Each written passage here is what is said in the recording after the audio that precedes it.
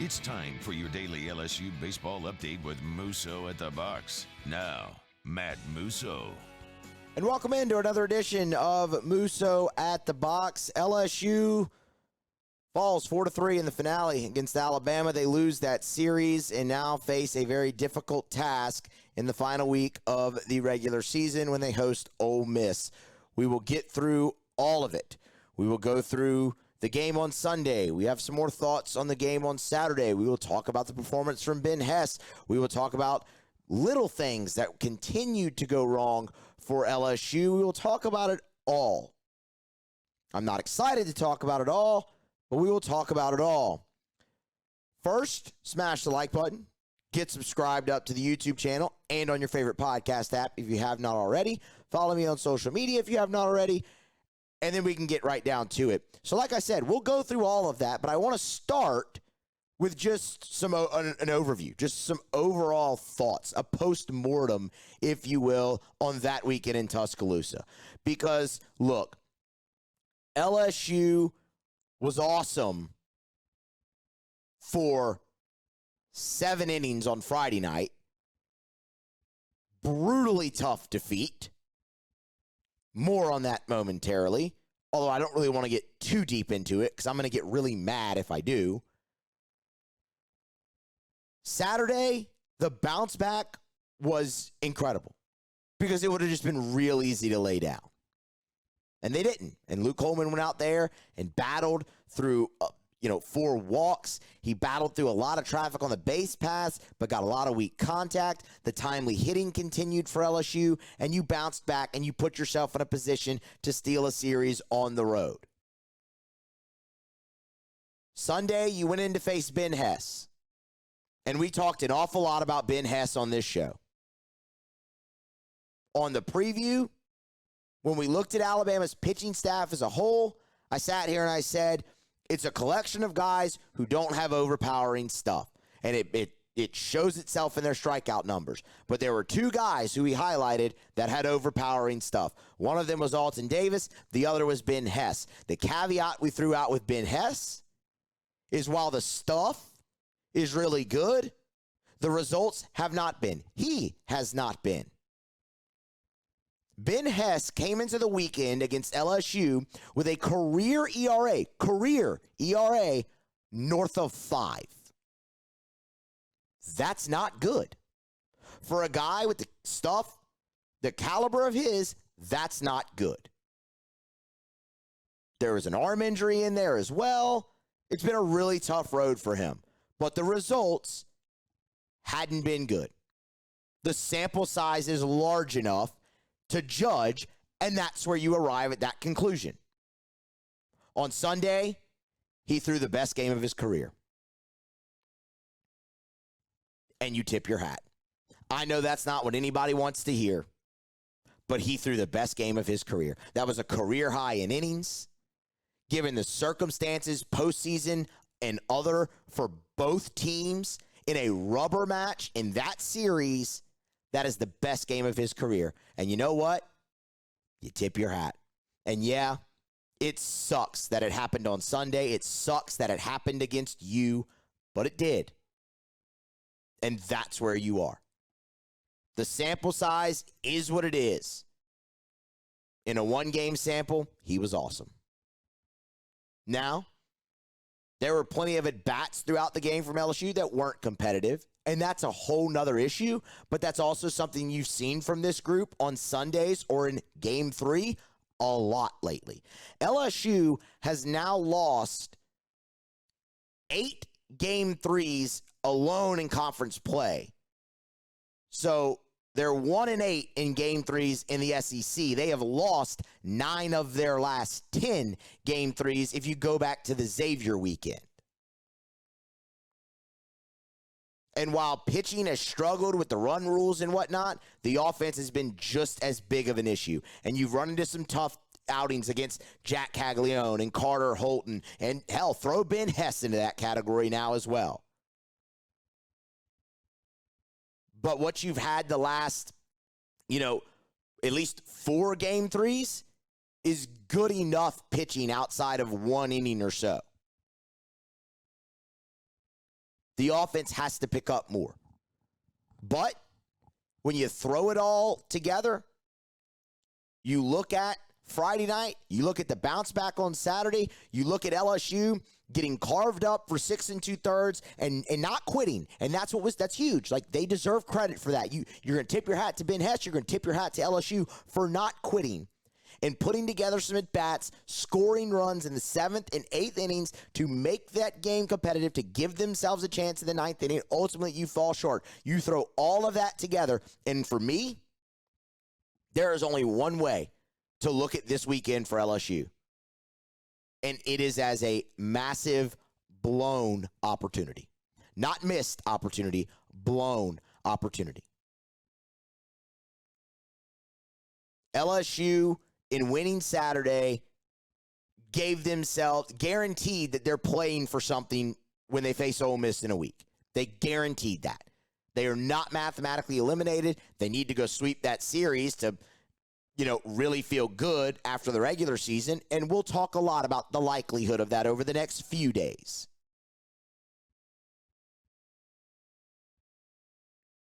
The most likely of that, you're going to need to do some work in Hoover. And when the chips finally fall, when everything's said and done, and LSU's fate has been revealed, if they don't make it into the postseason, you're going to look at 2 games. Game number 2 against Florida, and game number 1 against Alabama. And that is why I say this was a blown opportunity this weekend for this team. Because you had that game won, just like you did against Florida.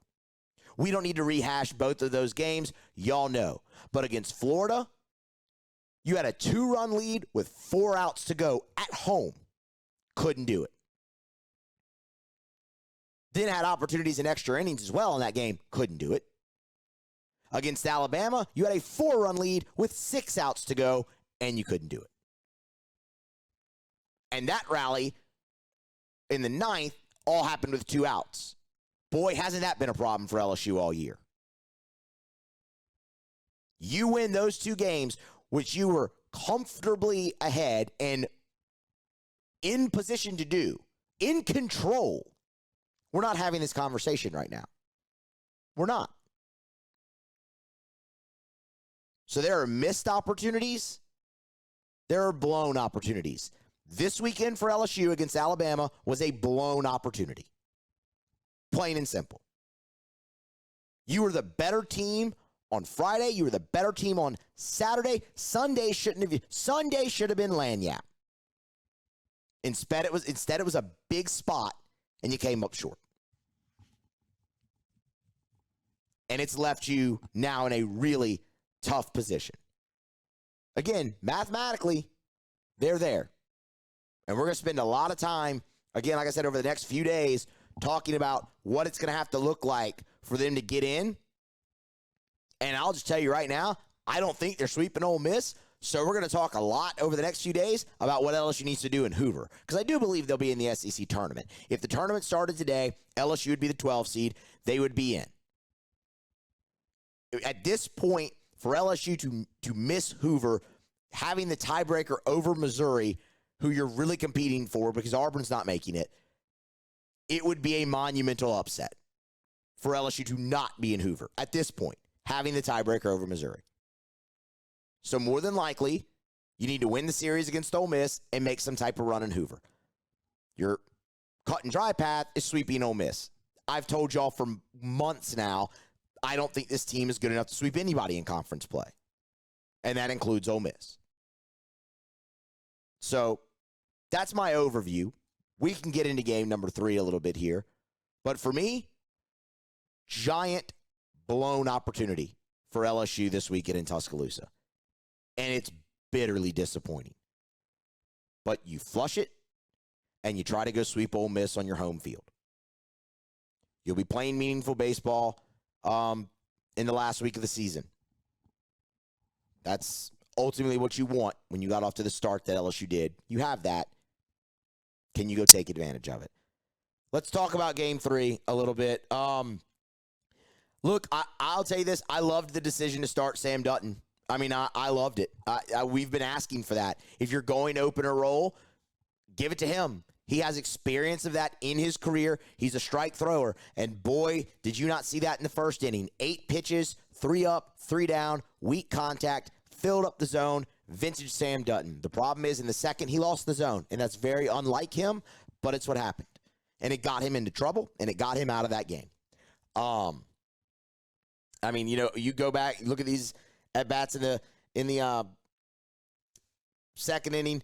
Snell ambushed the first pitch and singled up the middle. Weak single. It was just LSU had a bit of a shift on, and there was a giant hole. But after that, McCants is ahead in the count 3-1. Ultimately draws a walk. Hamiter comes up. I'm sorry, I missed Gussetti. Gussetti is ahead in the count 2-1 before he reaches base on a single. It's 3-1, 3-1, 2-1. He fell behind in the count. And just uncharacteristic. I mean, this is a guy that's had 2 walks coming into on the season coming into the game. One of them was intentional. He lost the zone. The zone jumped around on him. He got in trouble. And ultimately, he's out of the game after Hamiter singles and gives Alabama a 1-0 lead. You go to Aiden Moffitt. I will be honest, that was an interesting decision to me. When you had Ulloa ready, you had guys like Lure or Hurd or any of those guys, more veteran, more maybe skins on the wall in college baseball. They went to Moffitt. Okay. Again, not what I thought they'd do, but that's what they did. Grant's at the plate. And on the second pitch that Moffitt throws, it's a breaking ball, and it gets past Brady Neal. He dropped it. It's a passed ball. And that was a massive spot in that game because the bases were loaded, by the way, with 1 out. With 1 out. Dutton gets the first guy of the inning out, and that's when everything really kind of started to go haywire. So you're in a spot where Moffitt comes in, he gets a ground ball, you get in the inning, but the ball gets past Brady Neal. That scores a run. It also takes the double play away. And y'all, that was a big moment in the game then. And when you look at the final score, it becomes an even bigger moment. And it's just a play that has to be made. And it has been a problem. I don't know how many more times we have to have this conversation. It has been a problem for LSU keeping the ball in front of them behind the plate, no matter who is back there. I don't care if it's Milazzo. I don't care if it's Brady Neal. I don't care if it's Hayden Chervinsky. I don't care if they want to take Jared Jones from first base, put him back in the catcher's gear and put him back there. It's been a problem for all of them, and do not let anyone tell you that it hasn't. And it is one of the biggest things they need to improve going into next year, because it feels like, I know it hasn't been, but man, it feels like that has cost them at least 1 run in damn near every game this season. And that is unacceptable. That handcuffs your pitching staff. And it has been a problem for all of them. Right after that, you get a ground ball. Credit Moffitt. He makes a pitch on 1-1, gets the ground ball. It was a slow roller. Milam had to charge it a little bit. Would it have been a double play? There's no guarantee. Could it have been? Maybe. And at worst, even if it's not, you're down 2-0. But because of the pass ball, it's 3. And right after that, a wild pitch gets through, but it ricochets off the brick wall. You get a gift, and Hamiter's out at home, and you're out of the inning 3-0. But it's just the little things where you could have been down 1-0, and at worst 2, but instead it's 3. That's really disappointing. You go to the bottom half of the third, and this is where LSU's pitching really started to have gutsy performance in this series once again. The bases are loaded, single walk, single, top of the order, single walk, single, nobody out. You go get Lure for Moffitt. Lure gives up the sac fly, but then gets a line out to second base and McCants to ground out and limits the damage. And that was huge. And LSU's pitching staff from there did not allow another run. Alabama scored 4 runs. They were all in the second and third inning. And your pitching staff, again, gutsy down the stretch. Like, that is why LSU is playing better. Is LSU a good baseball team? No, they're not. But they are playing better, and that's why they have a chance, even though they haven't been a good baseball team, to make some noise here. And it started with the pitching staff. You pitched well enough to win this series. Hands down. That is not debatable. You pitched well enough to win the series. When you finally get Ben Hess out of the game in the 6th inning, in the 7th inning, because he went 6 2/3 in the 7th inning. My mistake. They go to Alton Davis, and he ultimately gets you out of that inning. It was a threat for LSU. Ethan Fry's up to pinch hit, runner in scoring position. It was Neal. He advanced to second on a wild pitch, and Braswell's at third. He had walked after 2 strikeouts to start the inning. Braswell walks. Let me backtrack, go through that. 2 strikeouts to start the inning. Braswell walks. Neal hits the pop-up to right center, but they were playing deep, and it dropped into no man's land. It just dropped into the triangle. And Braswell's at third. Then you have the wild pitch. That advances Neal. So you have second and third, 2 outs in a 3-run game. Ethan Fry comes up to pinch hit, works a great at bat, 3-2, full count, hits a soft liner, and Justin LeBron snags it at shortstop. That happened a lot to LSU on Sunday. They hit a lot of line drives that were caught. They weren't hard hit line drives, they just were caught. And that ended that threat. LSU, again, in the 7th, Ulloa was on the mound at that point. He gives up a single to Hamiter on a full count. That ends his day. DJ Primo comes in. There's a sack bunt. They intentionally walk Miller. Primo hits Petrutz, and they go get him and bring in Christian Little. So the bases are loaded. And what a bounce-back performance for Christian Little.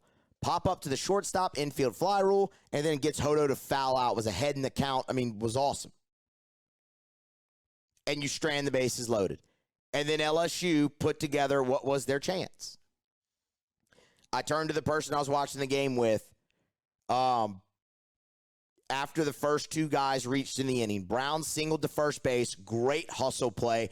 He smoked like a 2-hopper down the line that the first baseman snagged and kept on the infield. Alton Davis is a little slow getting over. Brown hustles the head first slide. There's a great hustle play. He's safe. Pearson comes up, is hit with the first pitch. You have first and second, nobody out, with Tommy White and Jared Jones coming up. And I turned to the person I was watching the game with, and I said, this is their chance. If they don't get it done here, it's going to be really, really tough for them. Tommy White singles, scores a run, 4-2. He advances to second, and Pearson advances to third on a wild pitch. You have Jared Jones up second and third, 1 out. Or I'm sorry, nobody out still at that point, and a run already in. A base hit can tie the game. Jones puts together a great at bat, full count, fouls off a tough pitch to stay alive, and then hits the ground ball to the right, hits the ground ball to the shortstop. But they're playing back with a 2-run lead. Your run scores. Would you have loved for Jones to get a base hit there and tie the game? Absolutely, but at worst, he got you the run in. He didn't punch out. He understands the situation, what you're trying to do, get you the run in. It's 4-3. Ashton Larson is coming up, who had a great weekend, has had a great freshman season. All of that, he needs a fly ball. You've seen him in this situation plenty. The game number 2 against Arkansas comes to mind, and against Texas A&M as well. In a spot like this, getting a sac fly, he struck out swinging. And that is not okay at all. It's not acceptable in that spot, but he struck out swinging. Fell behind 0-2, fouled off 2 or 3 pitches, and then went down. Alabama had also made a pitching change, by the way, at some point in this to go to Tyler Fay. And then Stephen Milam comes up. All right, you're not out of it yet. Like, Milam can get the hit. to tie it up. He'd also had a great weekend. Came into Sunday's game hitting 500 on the weekend. And he hits a line drive to shortstop, and Justin LeBron catches it. Like off the bat, looked like it might have had a chance to get through, but LeBron catches it, and you strand White at third, and it's a one-run game. And that was your chance. Christian Little hangs another 0. Michael Braswell puts together a great at-bat to lead off the 9th inning and reaches on a single. And after that, you went fly out from Neal. Mac Bingham pops out foul on the first pitch of the at-bat. And then Jake Brown strikes out swinging. And you lose the game. And the series. Just bitterly disappointing. Bitterly disappointing throughout. I thought LSU battled hard. You got handcuffed by Ben Hess, career outing from him. They put together something late in that game, and it just wasn't enough. And that's been a story for them all year. And little things throughout hurt them. It's been a story for them all year. You go back to Friday night, and you should have won. There's no two ways around it. When you look forward for LSU, they have Ole Miss coming in. Ole Miss took the series from Texas A&M. I actually didn't see how that one finished. Let me look at that actually, because I think LSU broke Texas A&M, but. Well, actually, you know what? They're playing right now. That series, they're actually playing game number 3 of that series. Yeah, they're just getting underway, so it's scoreless at the time of this recording. But Ole Miss won that series. And Ole Miss is the perfect illustration of the depth of this league. Because here's the thing. I don't think Ole Miss is a good team. I don't. But they've got some really great wins. Like, Ole Miss is approaching, actually, Ole Miss has double-digit quad wins. They've beaten some really good teams. They've struggled on the mound, but it hasn't mattered. They've come up with some clutch wins, and it's going to be a big challenge for LSU. But mathematically, you still have a chance. And if you go take 2 out of 3, you can go to Hoover and try to make a run. And if you can win a game, a game or 2 in Hoover, you will have a resume worthy of selection. I'm not telling you they're going to get in. I'm telling you they will have a resume worthy of selection. And that's your path right now. Because I don't think you're sweeping Ole Miss. We've mentioned that plenty throughout this. Either way, unless you just go one and done in Hoover or lose this series at home to Ole Miss, it feels like LSU will be sweating it out on Selection Monday. And that's not a good place to be. It's not a place that this program should ever be. But it's where you are. We'll talk a lot about it in the coming days. No midweek games, so we got a lot of time to fill before LSU faces Ole Miss Thursday, Friday, Saturday to wrap up the regular season in as close to a must-win as you can get without your season actually being on the line. Like without it being literally win or go home. When they face Ole Miss at the box, it will be as close to must-win for them as they can get. And they need to win all 3 to feel comfortable going into Hoover. The SEC tournament does matter. Like, we've been clear about that on this show. But, man, you had a chance for it not to. Or at least to put yourself in a realistic position for it not to. And you blew a 4-run lead with 6 outs to go. You'll look at 2 games. You'll look at 2 games this year if LSU gets left out. 2 games. Game 2 against Florida. Game 1 against Alabama. Blown opportunity for the Tigers this weekend. And it's bitterly disappointing. Y'all smash the like button. Get subscribed up to the YouTube channel if you have not already. Get subscribed up on your favorite podcast app if you have not already. Follow me on social media. It's greatly appreciated. We'll have you covered. You know that. Wall to wall here on Musso at the Box. LSU going forward, facing Ole Miss and trying to backdoor their way in to the NCAA tournament. So y'all stick with us. It's greatly appreciated. Thank you all for listening, and be here next time for more on Musso at the Box.